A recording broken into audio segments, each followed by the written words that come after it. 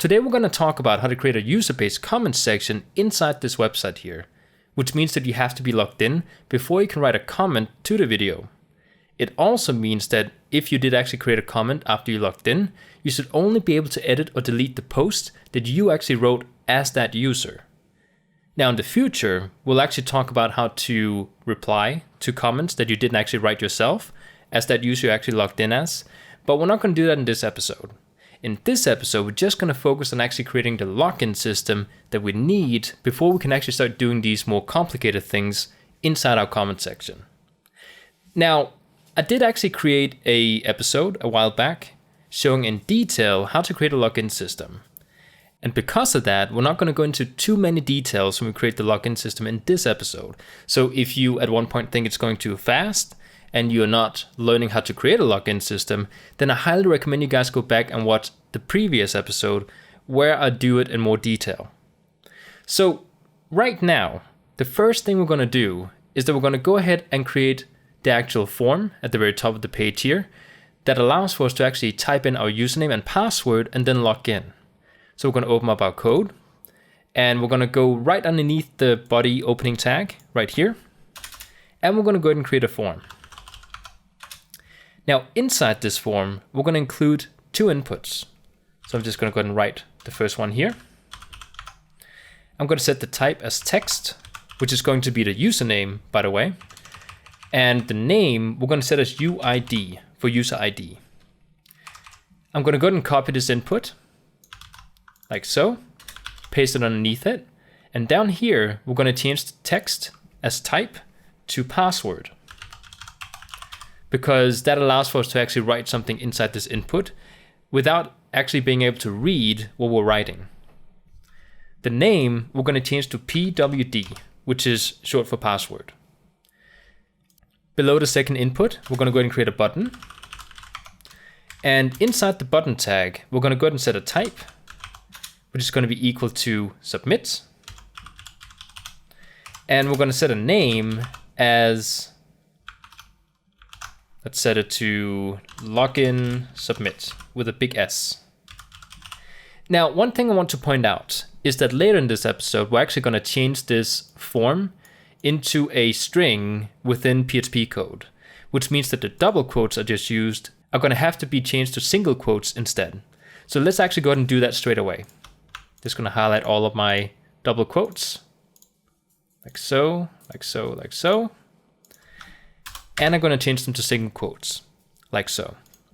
Now, inside the form tag at the very beginning here, we need to create a method and an action, just like we did down here with the comment section. So I'm actually going to go ahead and just copy what we have down here and paste it in.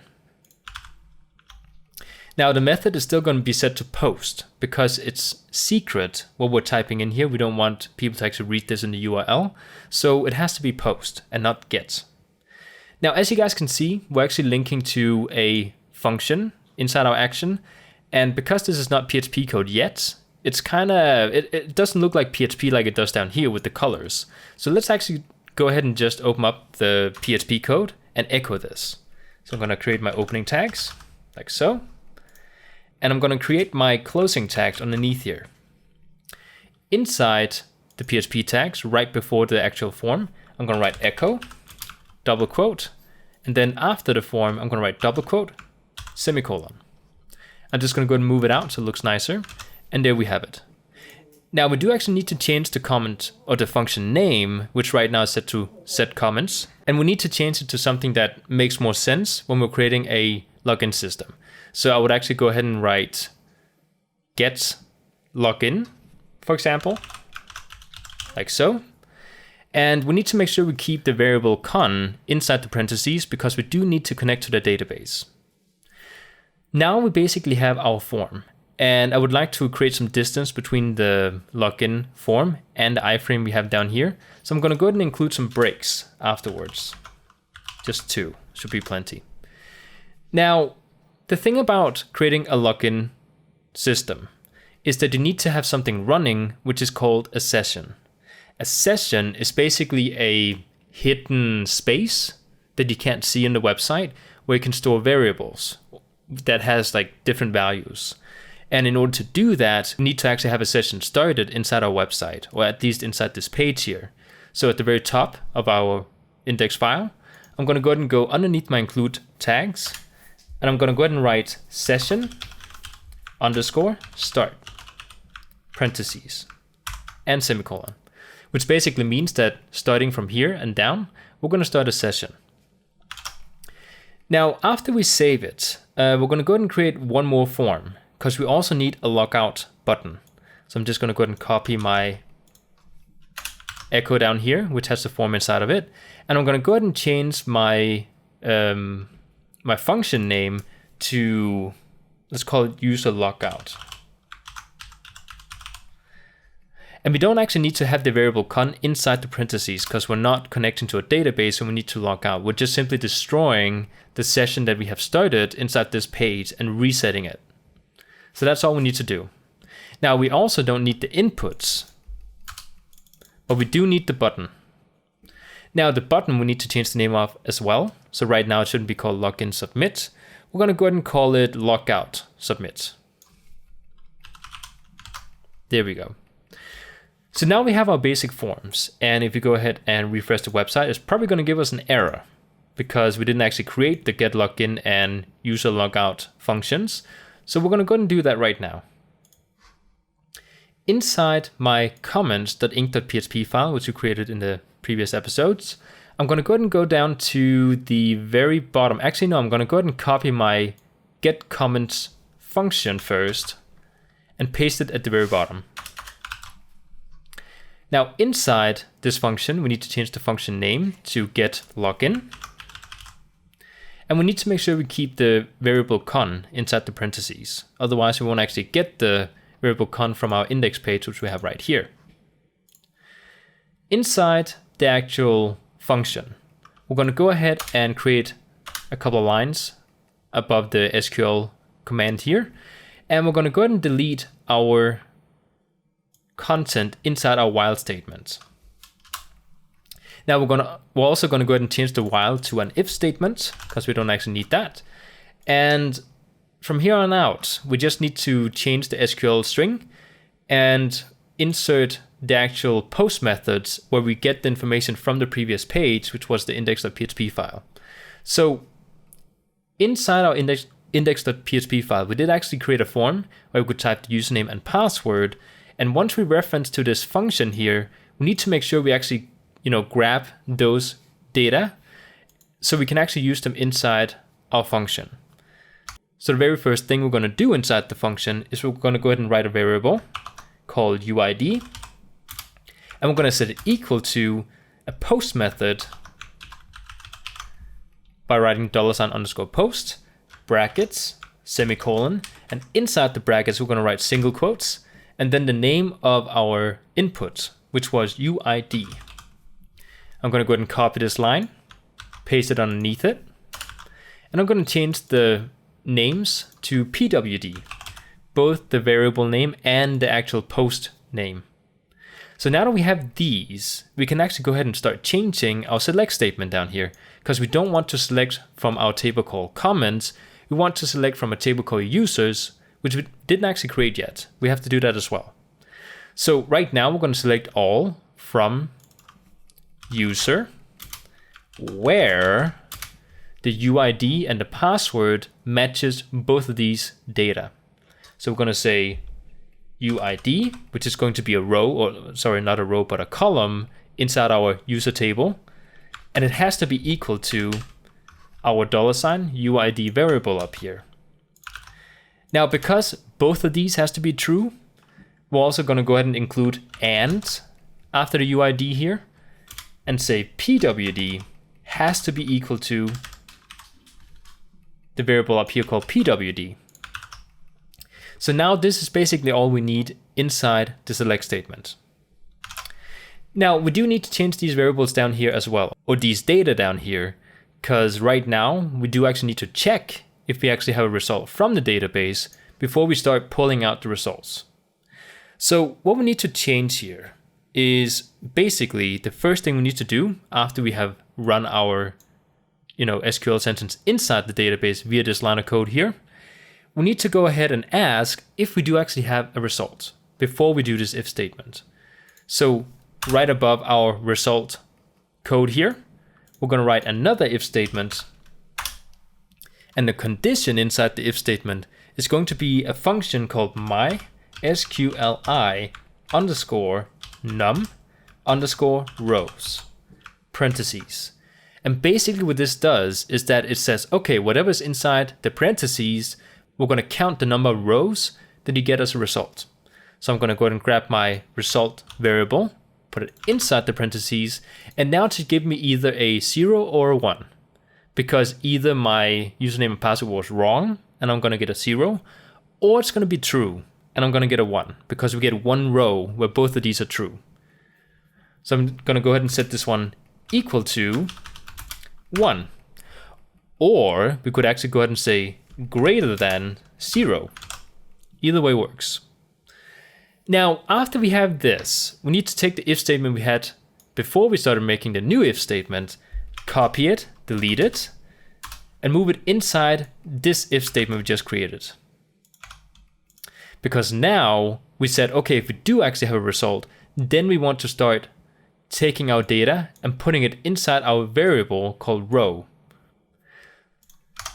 So now that we have this, we can actually go ahead and start creating our session variable, which we're going to store inside our session that we started inside our front page at the very top here.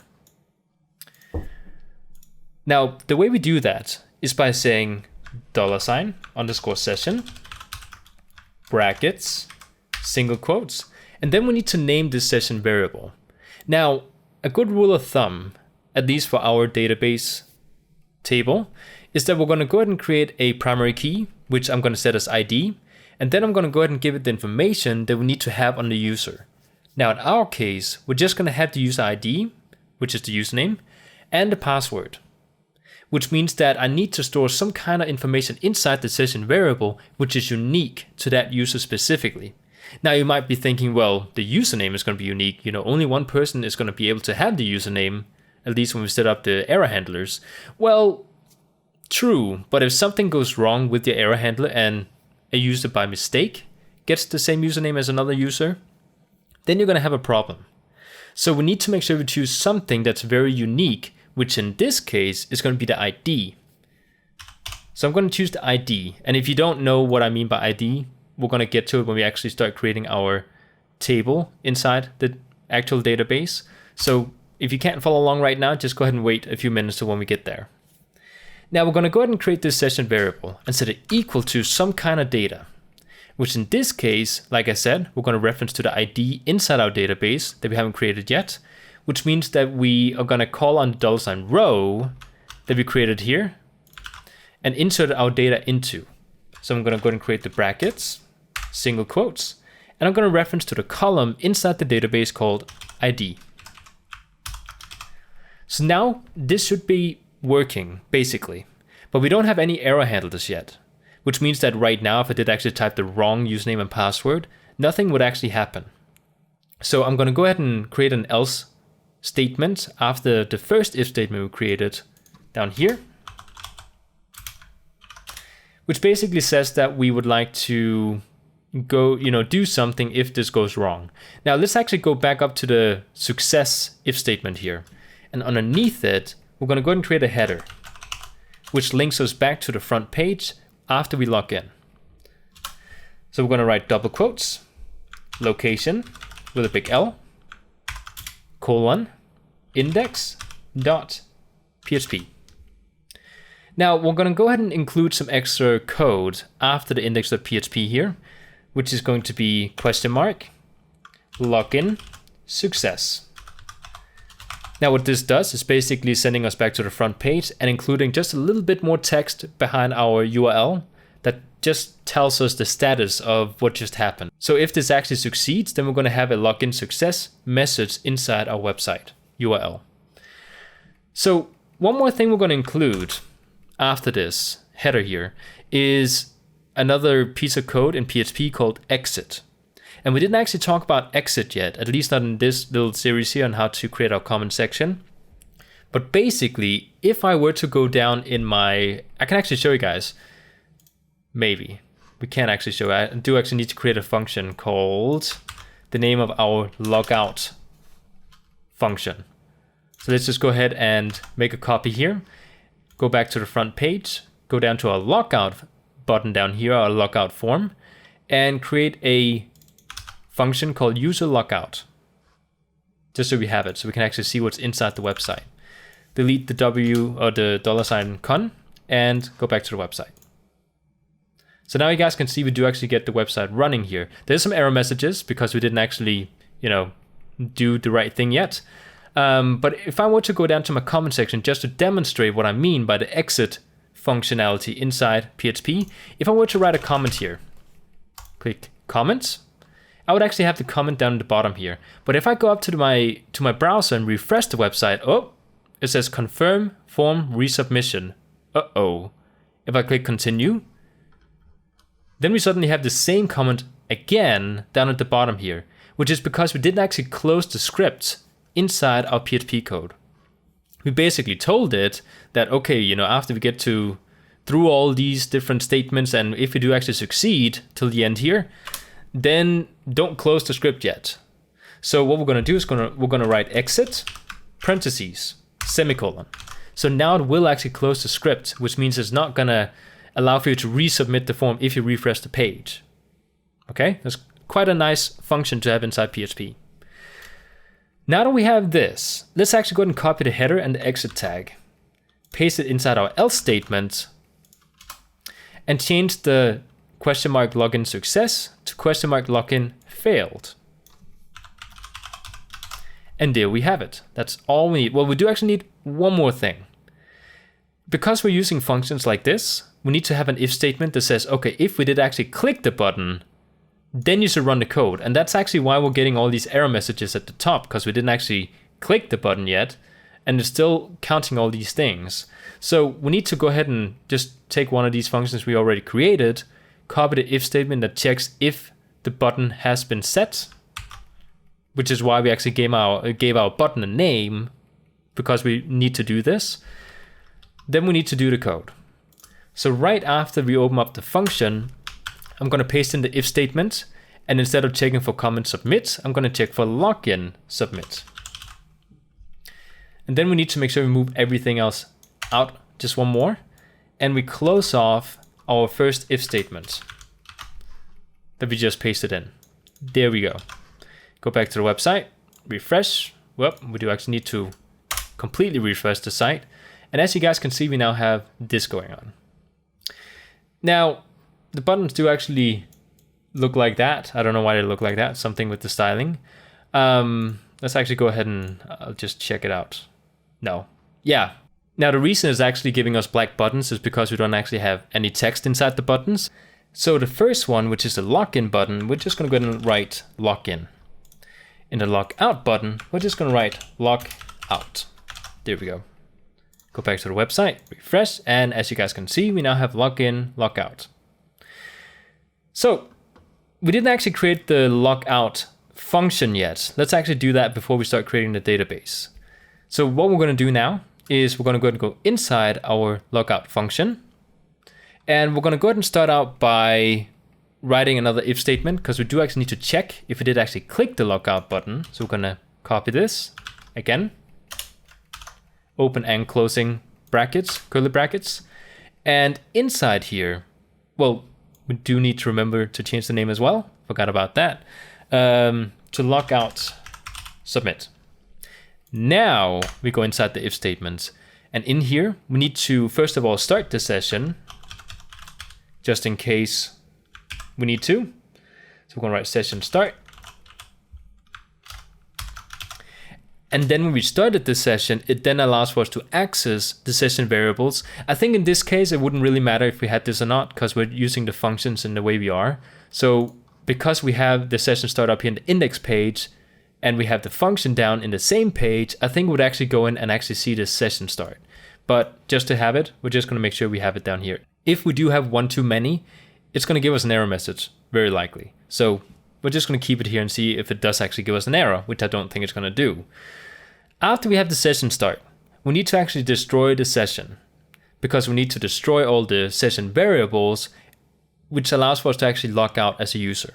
So we're going to say session underscore destroy, like so, parentheses. And then we need to create another header and an exit tag, like so. We need to make sure we go back, and we're just going to go ahead and delete our question mark login failed text. There we have it. Now the last thing we need to do is basically go into our database, which we have inside our PHP MyAdmin, and create the table and insert 2 users. Now we won't actually be creating a sign up form inside the website. We're not going to do that. If you're interested in learning how to do that, then I have, like I said, a tutorial a couple of lessons back that shows how to create a fully functional login system with a sign up form. So what we're going to do now is we're going to go into the correct database, which is comment section. Go into the SQL tag up here in the top. I'm just going to zoom in for you guys. And then we're going to go ahead and create our user table. So we're going to say create space table. And then we're going to call it user parentheses semicolon. Just go down a couple of lines inside the parentheses. And then the first row or the first column we're going to create is the ID, which is the unique number we're actually putting inside our session variable. So I'm going to say ID space int parentheses. We're going to set the int as 11 characters space. And then we're going to go ahead and say not null space auto underscore increments. Let me just zoom in a bit more for you guys. There we go. And then we're going to set it as a primary key, comma. Next line, we're going to create the username column. So we're going to write UID space wacha parentheses 128 characters just to make sure space not null, comma. Next line. We're just going to go ahead and copy this line because the next one's going to be basically the same, except we're going to remove the last comma. Remember not to have a comma at the end of the last sentence inside your table code. So we're going to change the name here from UID to PWD. Whoops. Now that we have this, let's actually go ahead and copy what we wrote and insert it into our document that we created in a couple of lessons ago called SQL.SQL, just so we have the code saved somewhere in case something happens and we need to re-enter this code. It's nice to just have it saved instead of having to actually write the whole thing. Save it, and let's actually go back to the database and run this code by clicking go. As you guys can see, no errors. Now, like I said, we're not going to actually create a sign-up form, which means that we have to go back into the SQL code up here and create an insert statement and actually manually insert users inside our user table. So we're going to write insert into user parentheses values parentheses semicolon. Inside the first parentheses, we're going to go ahead and write the name of the columns that we need to insert the data into, which in this case, we don't have to write ID because it's auto incremented. It's going to fill out itself. So we're just going to go ahead and write UID, comma, space, PWD. Then we need to insert the values for the new users we're creating here. So we're going to go ahead and set the first one to, well, first of all, we need single quotes. Then we're going to call the first one admin, because why not? Comma, single quotes. Password is going to be 123. Now, again, we're not encrypting the password or anything. We're creating a very basic login system just to show you guys how to get this working with the comment section. So if you want to learn decryption, I also have an episode on that, encryption and decryption. So just bear with me in this episode that we're just going to create a very basic login system. I'm going to copy this and paste it underneath it, because if we have to test this, I think it's a good idea that we have 2 users if we have to test the whole reply thing in the future. So I'm just going to go ahead and change the username for the second user to Daniel, because that's my name. And we're going to go ahead and actually save the code like so and click go. No errors. If you go back into our user table, you'll see that we have 2 users. We have an ID as 1 and 2, and then it filled out the users here. Now let's actually go ahead and save the SQL code in here, like so. And I think we shouldn't have any errors now. Now, I'm not 100% sure, because sometimes errors do happen, but if I refresh the website, We get no errors. That's good so far. Actually, let's include one more thing, because we need to be able to see if we're logged in or not. If I go back to the code, go to the index page, go underneath our forms, right before the break, inside the PHP code, of course, we're going to go ahead and write an if statement that says if we are in fact logged in, write you are logged in. If you're not logged in, then write you are not logged in. It's very simple to do. We're going to write if, and the condition is going to be an isSet function that simply checks if our session variable that has the name ID exists. So if it doesn't exist, it means that we didn't log in yet, because we're creating the session variable ID when we log in here. If we're not logged in and we log out, we're destroying it, meaning that it doesn't exist anymore. So if it is not set, then we're logged out. So I'm going to write inside the parentheses of the isSet function, $_session, brackets, single quotes, ID.